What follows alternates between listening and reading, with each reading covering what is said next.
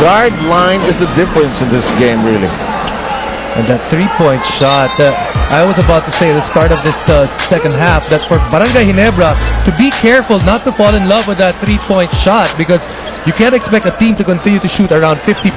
But so far, that three-point shot is still in love with them and giving them and still making them, giving them those baskets. Gary has a 6-point sum, and they're down by 11, 64-53, 9:38 to go. Samson Mendez, JC Webb, Patricia Hishon, and Leah Cruz is the team you have here at the Big Dome. Wilson flying in the air, had nothing, but there was a foul on Peak. No, it's on Castro, his third. Foul starting to creep up on key guys for Talk and Text, because Jared Dillinger has 3. Jason Castro picked up his third as well. And you know, and we already know that Mac Cardona is on the bench because of 4 personal fouls. Keep in mind, Ronnie Del Campo not here, serving out the suspension for that flagrant 2. What happened in game number 4, which sort of sparked and was the trigger that started the walkout. In the meantime, on the part of Talk and Text, 2-for-2 scenario there. 66-53 is the count. 13-point lead by Barangay Ginebra. Here's Alapag.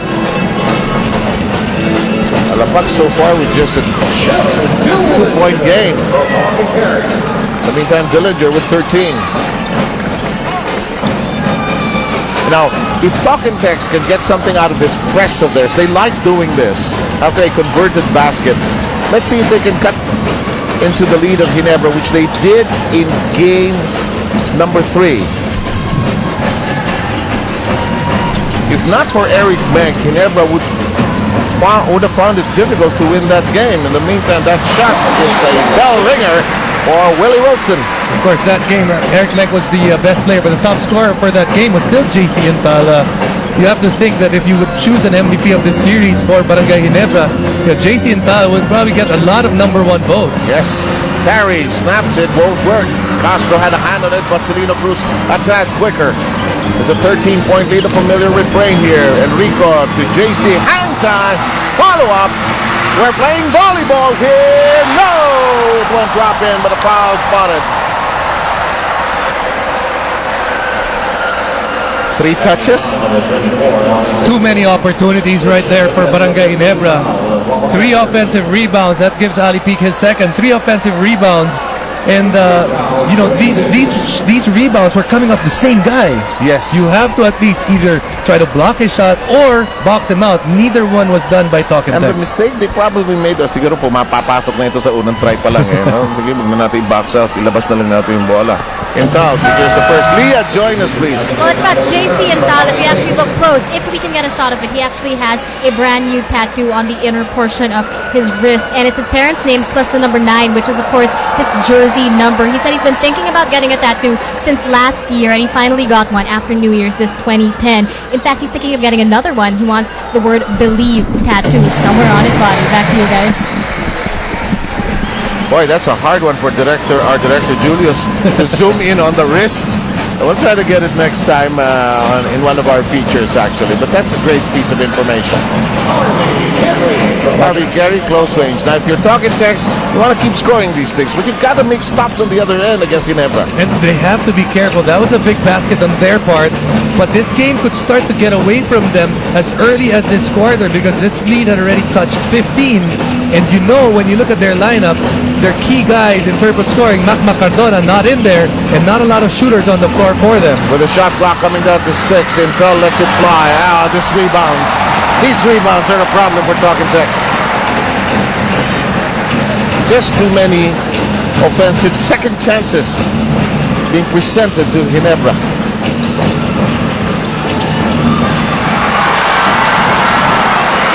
Nothing there. And the rebound battle again. Barangay Ginebra winning out. Celino with a balletic move. The ball will stay with Barangay Ginebra. And how many possessions has Ginebra had here in the third quarter because of the offensive rebound right there. Another set of touches because of offensive rebounds. When you look at number of attempts so far, Barangay Ginebra a +4 because of offensive touches. A case of heavy feet on the part of Talk and Text, unable to pursue that basketball. That shot finally, and look at what the hard work has done for Barangay Ginebra. You can't allow any team on any level to have more opportunities than you, to have more number of attempts, because it will bury you, and that's exactly what Talk and Text is suffering from right now. Julius Melo drive in and zoom in to the action. It is 72-57. Talk and Text needs to do something here on both ends of the floor to turn this game into a much closer one, Jason. No choice already for Coach Chot Reyes, but back Mac Cardona, very unhappy right now by the play of his power forward spot, because that's the spot that's been lacking, and that's the spot that's been unable to box out the guys picking up offensive rebounds for Barangay Ginebra. Block called against Meng. And Seb, you can see the lineup right now for Talk and Text. They've gone extremely small with only one guy playing center, which is Yancy De Ocampo, and the rest of the guys are either point guards or off guards. Mac. No, it circles away, and Talk and Text hitting a very cold spot as well. And then when you talk of cold, Mac Cardona has been the one that is coldest, because he has scored only 1 point since the first period. Whoa, that's a foul given up by Cruz, and Talk and Text hoping for a bit of a flagrant if possible. But no, it won't be so. Cruz with that foul, his second.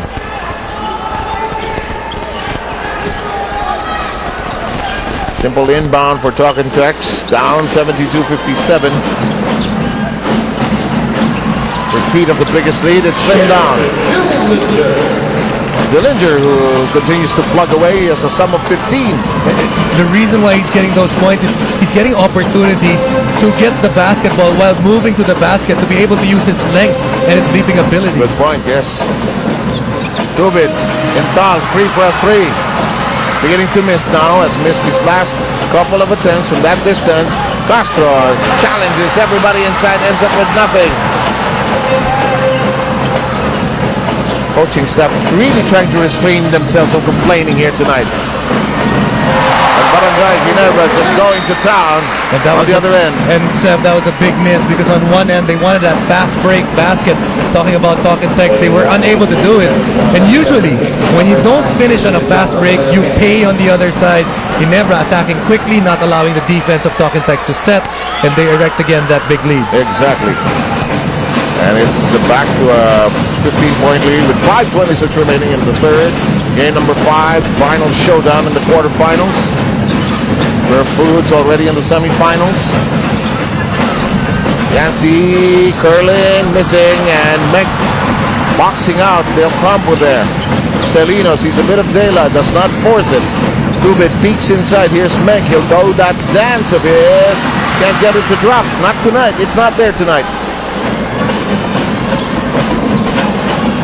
Castro with that move of his, it does not circle in. Castro did not give up, but he slammed into Meg. A tough ball right there.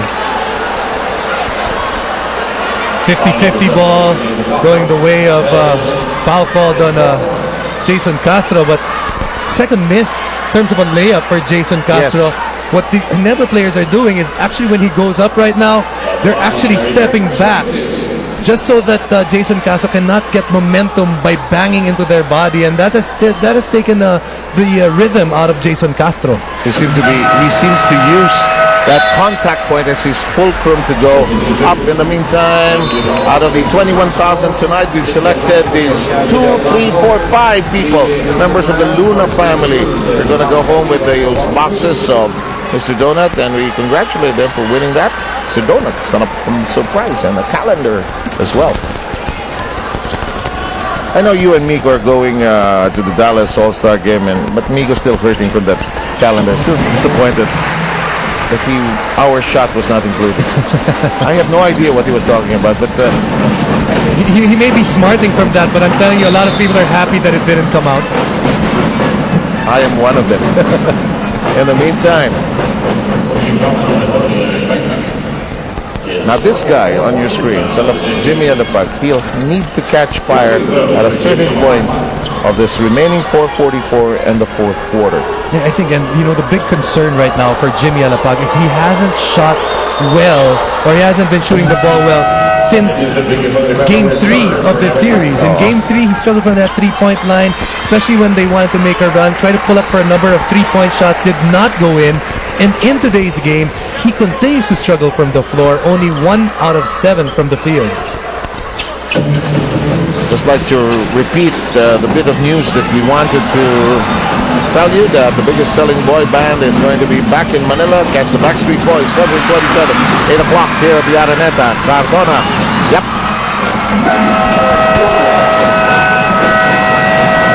And it is down to 13. Sean Perez talking to referee Herrera, asking for clarification on a certain call. You can do that. You can ask for that. 4:32 remaining. We've got a ceasefire. Leah Cruz will join us. That's right, Seth. For the millions of Ginebra fans out there, they're actually wondering how the Gin Kings dealt with Doc and Tech's walkout during Game 4. Well, they went back to the dugout, and according to assistant coach Juno Soler, they did not discuss it. He said that Coach Jong actually said that they shouldn't dwell on it. They should instead focus on winning this ball game, Game 5. In fact, yesterday, they had the routine regular practice, and they came in today focused on getting the W. Back to you guys. And I think we had talked about the same thing that Leah was talking about, how interesting it is to manage the other side of the equation in the Talk and Text walkout. And exactly, we learned that from Leah just now. Shot clock at 1. Wilson suddenly sensing a bit of panic because Villanueva was saying, shoot it, shoot it, shoot it. And here comes Talk and Text. Alapag says, let me try, please, let me try. That is the first good sign that Jimmy Alapag has seen from his shooting. He was 1 out of 9 in Game 3. He was 0 out of 3 before that attempt, and he finally hits one. And like you said, he has got to explode in this game to get his team back.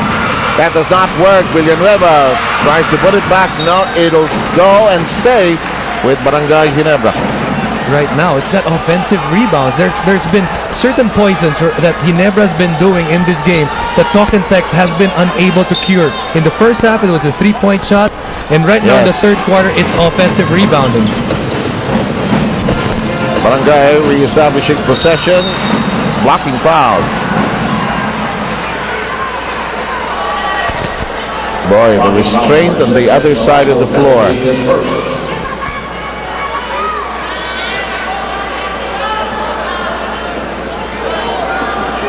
But there's no need to panic on their side, really, because they're making a run here. The momentum beginning to sort of become 50-50 at this point, save for that foul. And Wilson will be shooting a pair with 3:30 remaining in this third quarter. Just like, we've talked a lot about the blossoming of JC Intel, but I like the way Willie Wilson has developed into a better and better role player. He was like that, actually, when he was in college. But just shining out more in terms of his offense, and it all begins with his excellent moving without the ball. Yeah, one of the guys that really fit well into the Barangay Ginebra system was Rudy Hatfield. When Rudy Hatfield left this team, they were really at a loss at that power forward position, and so far Willie Wilson doing a better job, or a good job, of being filling up that role. Alapag tried to reload. Ritualo gave it to him to boost his confidence. Hello! Villanueva has a 5-point collection, but got an excellent feed from Helzebrand. Penetration. Alapag can't make it. Here comes the Barangay! Intel can't clean it up. Follow up. No, follow up. No basket. No basket.